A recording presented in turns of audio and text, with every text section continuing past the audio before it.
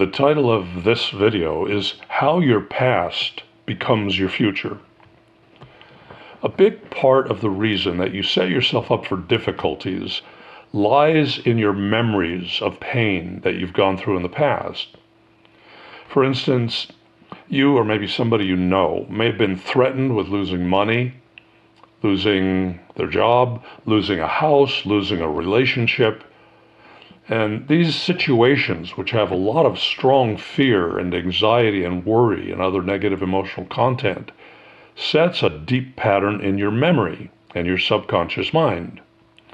And then when you hear something on the news, or maybe from someone you know telling you their emotion-laden story, the pattern calls on the memories in your history, reminding you of the pain that you suffered and the struggles you went through. These are called matching patterns, because you find yourself matching the feelings of the person telling the emotional story. At that point, you're likely to have inner voices saying things like, "Remember when you suffered something similar? Well, watch out, this could happen again. This could be coming your way right now, so be very careful." Often those voices are unnoticed, and you feel a clutching in your abdomen. Now, what has happened is your own history validated an imagined threat when there really was no real threat. But by virtue of acknowledging the possibility of something that could be threatening, you set yourself up to manifest the threat, because you live in a mirror universe, and it reflects back to you what you hold in your consciousness, and more specifically, what you hold in your subconscious, where your memories are. So here's what happens to you. You live as though your past is not past, but happening right now. You see, your mind can't tell the difference between what's real and what's being imagined. So even if you believe that something happened in a past life, you live now as if that pattern is still real. You've been hypnotized in a way into believing it is real today. In every life, there are obstacles automatically created by forces that you set in motion in the past. You might have even marveled at how circumstances worked out in the most amazing ways, sometimes with detailed challenges that hit you where you are the most vulnerable. Well, maybe if you've noticed that, you're not alone, because it actually happens to everybody. You may have heard of the ancient Greek saying, "The mills of the gods grind slowly, but they grind exceedingly fine." I heard that when I was a child, and I never understood what that meant. But as I grew older, I began to get an insight that we are all put through a grinder of sorts, which addresses all of our character traits. And we then either resist them, refine them, or we release them.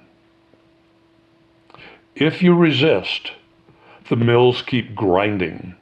The grinding only stops when you discover a way to let go. And at that point, you experience a sense of relief, and you find that there's much more ease and flow in your life. All releasing techniques are really designed to address fabrications held in the mind. They are false perceptions, false conclusions, or at least they're distortions. The mind and the ego continually create false reasons for lack and struggle and suffering. It's, of course, useful to retain the wisdom of the past, but without holding on to the suffering from the emotional pain of the past. But in order to do that, you must be willing to release the pain and suffering, which are patterns held somewhere in your mind. Now, you might think, why would anyone, or why would I, not be willing to let go of pain? Well, the truth is some people believe there's value to holding on to pain. And while I do support everyone's free will choice to do that, for those who would like to release the pain and suffering and struggling, I can offer you some suggestions. Here's a way to do this.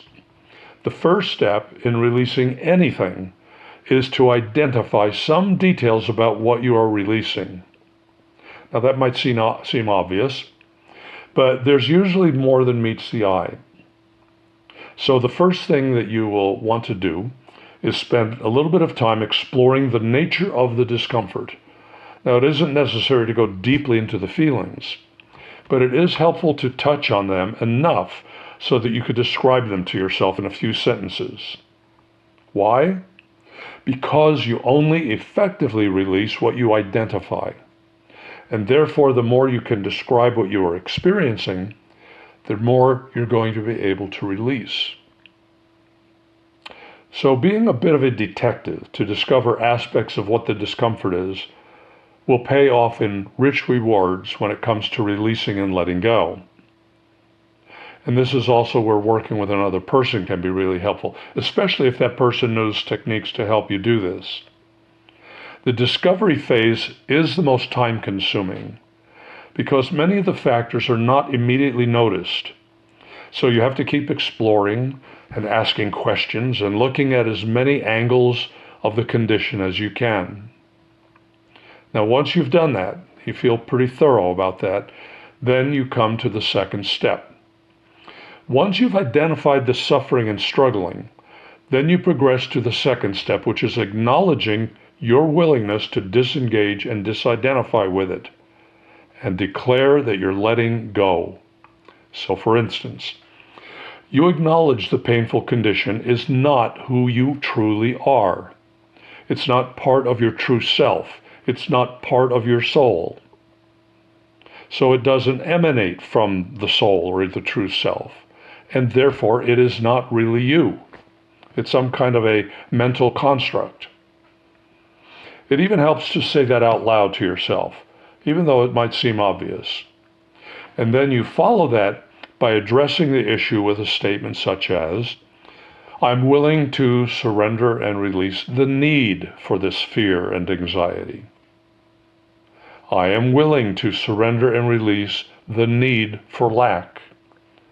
I am willing to surrender and release the need for struggling. You see, the only reason the mind would hold on to those things is it believes erroneously and with a distortion that it has some need for it. So the perception and conclusion are completely erroneous and distorted. But the mind either thinks it needs it now or it might need it in the future. So it tends to want to hold on to things. And so your declaration is to acknowledge that you're willing to let it go. So that doesn't seem too threatening to the mind. And then you are willing to surrender whatever is holding on and release the need for it. And the mind then feels relieved. Oh, well, if I let go of the need, then I don't have to keep putting energy into holding on to this. Now, your own releasing statements would be a lot more specific and detailed here. I'm just giving you these three examples that are really in the format that you want.